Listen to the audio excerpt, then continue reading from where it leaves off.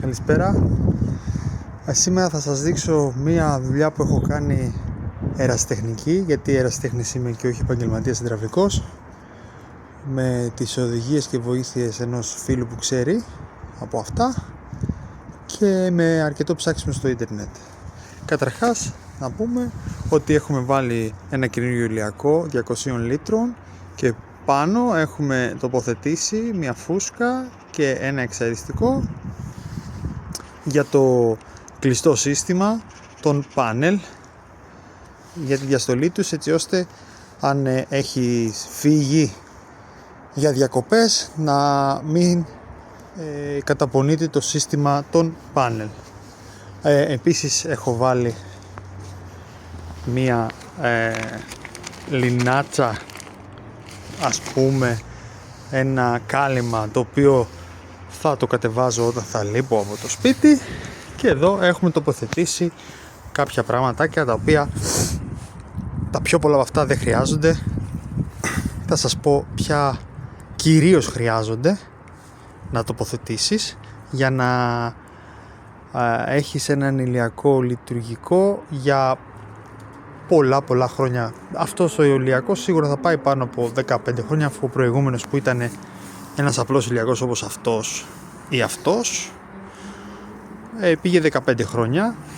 Αυτοί οι ηλιακοί φοράνε μια βαλβίδα πάνω αντεπίστροφη 10-12 μπαρ. Ονομαστική πίεση, δηλαδή πίεση λειτουργίας, όμως ο ηλιακός έχει 10 μπαρ. Οπότε τι κάνουμε για να τον προστατεύσουμε? Δύο βασικά πράγματα. Βάζουμε μία αντεπίστροφη και μία βαλβίδα ασφαλείας στα 6 μπαρ να ανοίγει. Αυτά τα δύο είναι βασικά πράγματα τα οποία πρέπει να βάλει κάποιος για να προστατεύσει τον ηλιακό του και να μην τον αφήσει να ανεβαίνει πάνω από 10 μπαρ. Τώρα, η συνδεσμολογία έχει ως εξής.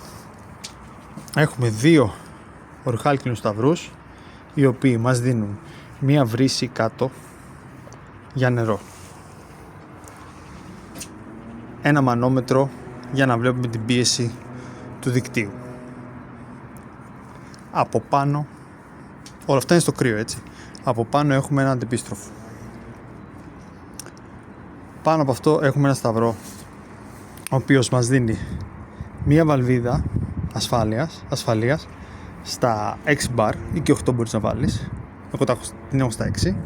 Και αριστερά έχουμε ένα μανόμετρο και ένα θερμόμετρο, και το οποίο καταλήγει στο δοχείο διαστολής, συνδεμένο με ένα τρελό ρακόρ, υδρόμετρο με τρελό ρακόρ, αυτό εδώ, πάνω σε μια βάση.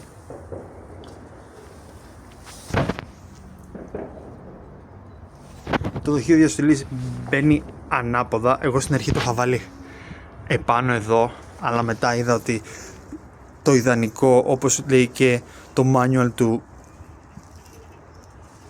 δοχείου διαστολής, είναι να μπει ανάποδα. Θα σας εξηγήσω αμέσως μετά για το λόγο. Συνδεμένο πάνω στην ασφάλεια, στην βαλβίδα ασφαλείας, έχω ένα δικό μου μπουκαλάκι, το οποίο τι κάνει?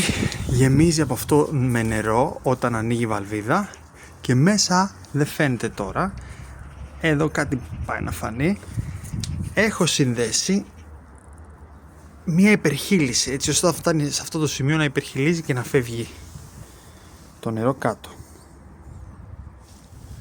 Εδώ έχω βάλει μία ταπούλα, την οποία θα ανοίξω για να φύγει το νερό, το οποίο μαζεύει με την εκτόνωση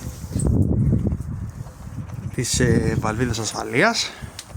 Να, και η υπερχείλησή μου εκεί μέσα είναι. Καλά, αυτά δεν χρειάζονται. Επίσης έχουμε stop core εδώ πέρα, το stop core, το οποίο έχει ως αποτέλεσμα να αφαιρέσουμε από το δοχείο μας το ανώδιο. Δεν χρειάζεται ανώδιο εφόσον μπαίνει το stop core, και επειδή η περιοχή που ζω εδώ στον Άνω Εύωσμο έχει πάρα πολύ αλάτι, έχει πολλά μέταλλα, ας πούμε, έχουμε βάλει ένα χαλαζιακό φίλτρο που εδώ ο χαλαζίας ήταν εδώ πριν ένα μήνα και τώρα άρχισε και τον έφαγε κιόλας. Δεξιά από εδώ στα ζεστά έχω βάλει απλά ένα μανόμετρο. Εδώ έχει ένα ταφ, πως είναι εδώ το οροχάλκινο, το σταυρός. Εκεί έχει ένα ταφ, χωρίς αυτό το κομμάτι, πιο πολύ ξέρετε τι εννοώ. Έχει ένα ταφάκι. Εδώ έχει υδρόμετρο λέω, τέτοιο με ουρά υδρομέτρου. Τι άλλο? Όλα φυσικά είναι, τα έχω μονώσει με αλουμίνιο, από ό,τι βλέπεις αλουμινοτενία, και από κάτω αυτό το Afrolex, και όλη η κατασκευή μου την έχω βάλει μέσα σε υδροροές γύρω περιμετρικά μέχρι εκεί, για να είναι μονομένα τα μποράματα από τον ήλιο. Ο ρόλος τώρα της βρύσης εδώ είναι ο εξής.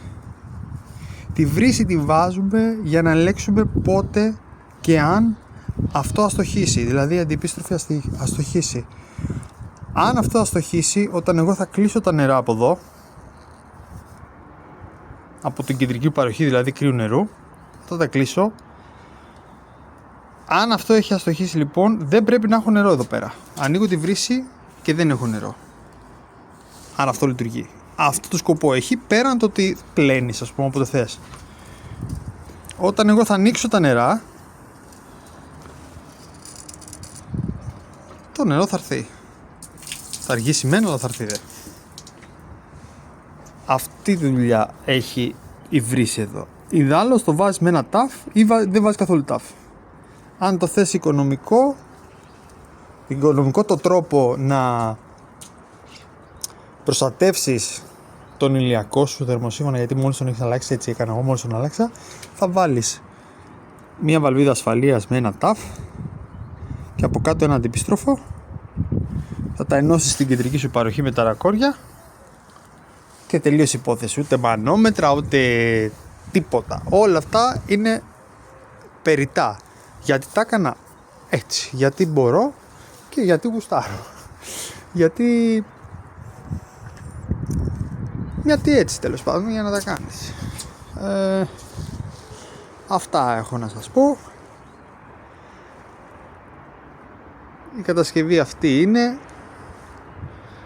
Έτσι και ξεκινήσετε. Καλή τύχη, να μου πήρε αρκετό καιρό να το καταφέρω όλο αυτό. Σήμερα το τελείωσα, Μάρτι μήνα.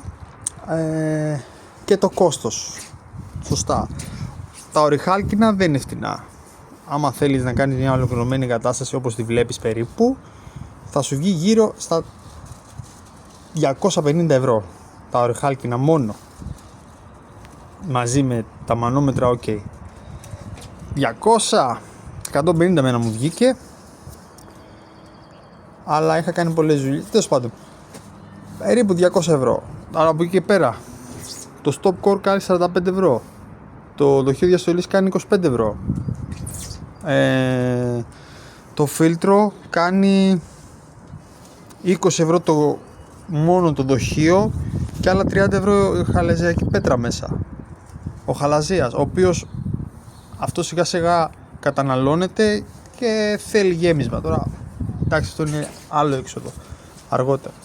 Οπότε κοιτάμε τώρα μια εγκατάσταση η οποία μας βγήκε περίπου 3 με 3,5 εκατοστάρικα έξτρα από το boiler.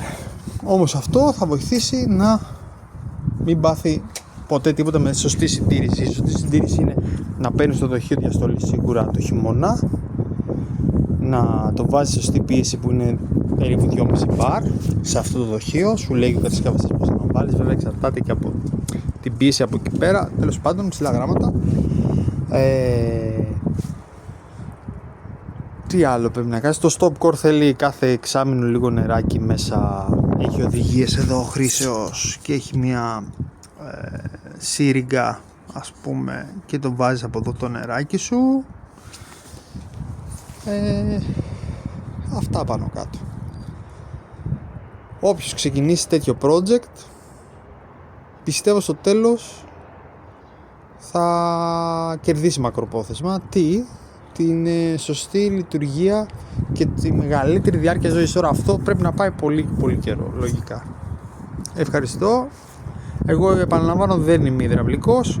Όλα αυτά με τις βοήθειες ενός γνωστού και του ίντερνετ τα έκανα.